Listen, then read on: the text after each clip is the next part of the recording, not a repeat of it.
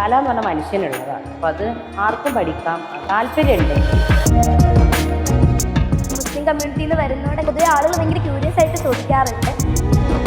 മൻസിയ റൂമിയെ പോയിട്ട് നമ്മൾ കേട്ടിട്ടുണ്ട്. അപ്പോൾ അങ്ങനെയൊക്കെ പ്രശ്നങ്ങൾ ഉണ്ടാവുമോ? കുട്ടിയൊക്കെ ഇങ്ങനെ പറഞ്ഞ് ചിലപ്പോൾ പ്രശ്നങ്ങൾ ഉണ്ടാവും, എന്നാലും നമ്മൾ മുന്നോട്ട് പോകാമെന്ന് പറഞ്ഞിട്ട് തന്നെ തുടങ്ങിയ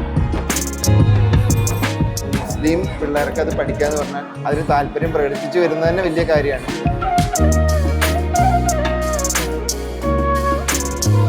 എൻ്റെ പേര് ഹസ്നത്ത് പറയുന്നതാണ്. എൻ്റെ പേര് ഷഹനത്ത് പറയുന്നതാണ്. ഞങ്ങൾ ഗവൺമെൻറ് രാജാസ് ഹയർ സെക്കൻഡറി സ്കൂളിലെ +2 സ്റ്റുഡൻസ് ആണ്.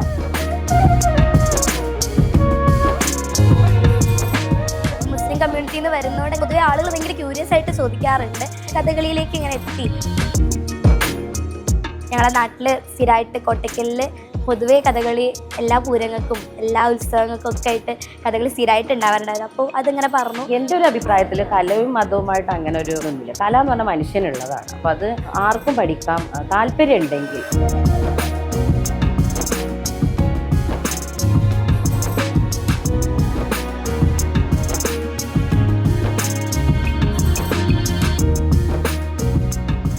മുസ്ലിം പിള്ളേർക്ക് അത് പഠിക്കാന്ന് പറഞ്ഞാൽ അതിന് താല്പര്യം പ്രകടിപ്പിച്ചു വരുന്നത് തന്നെ വലിയ കാര്യമാണ്.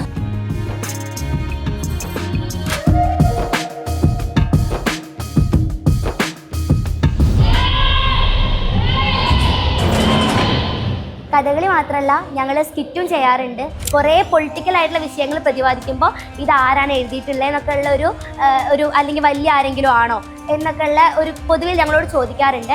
അതായത് കുട്ടികളാരും ഇങ്ങനത്തെ വിഷയങ്ങളൊന്നും ചർച്ച ചെയ്യൂല എന്നൊക്കെയാണ് എല്ലാവരും വിചാരിക്കുന്നത്. പ്രത്യേകിച്ച് ഇപ്പോഴത്തെ ജെൻസികൾ ഭയങ്കര അപ്പൊളിറ്റിക്കലാണ്, ഒരു രാഷ്ട്രീയം സംസാരിക്കാറില്ല എന്നുള്ളൊരു പൊതുബോധം നിലക്കുന്നുണ്ട്. പക്ഷേ സത്യം പറഞ്ഞാൽ ജെൻസികളും ഞങ്ങളുടെ പ്രായത്തിലുള്ള കുട്ടികളൊക്കെ ഈ രാഷ്ട്രീയ സാഹചര്യങ്ങളോടൊക്കെ ഭയങ്കരധികം ബോധവാന്മാരാണ്. ഇത് സംസാരിക്കണമെന്ന് കൃത്യമായിട്ട് ബോധ്യമുള്ള ആൾക്കാരാണ്. അതുകൊണ്ട് തന്നെയാണ് ഞങ്ങൾ ഇങ്ങനൊരു വിഷയം സംസാരിക്കാം എന്ന് തീരുമാനിച്ചിട്ടുള്ളത്.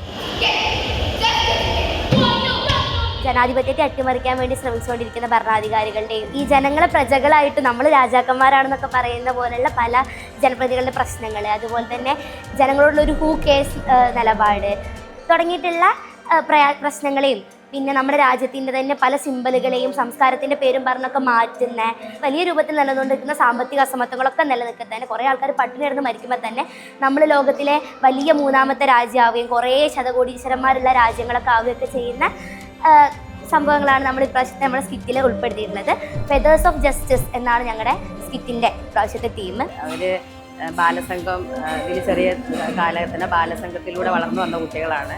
അവർക്കത് അതിന് കിട്ടിയൊരു അറിവും പിന്നെ എന്താണ് അവരുടെ ഉപ്പയും അതേപോലെ ഇങ്ങനെ പൊതുമേഖലയിൽ വർക്ക് ചെയ്യുന്ന ഒരു വ്യക്തി ആയതുകൊണ്ട് അങ്ങനെ അവർ അതിലെത്തിപ്പെട്ടതാണ്.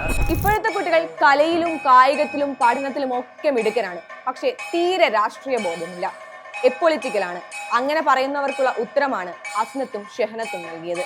അവർ എല്ലാം കൃത്യമായി കാണുന്നുണ്ട്, കേൾക്കുന്നുണ്ട്, നിരീക്ഷിക്കുന്നുണ്ട്, അവർക്ക് അഭിപ്രായങ്ങളുമുണ്ട്. വീഡിയോ ജേർണലിസ്റ്റ് ബിജു ഇന്ദിരയ്ക്കൊപ്പം ഭാവന രാധാകൃഷ്ണൻ.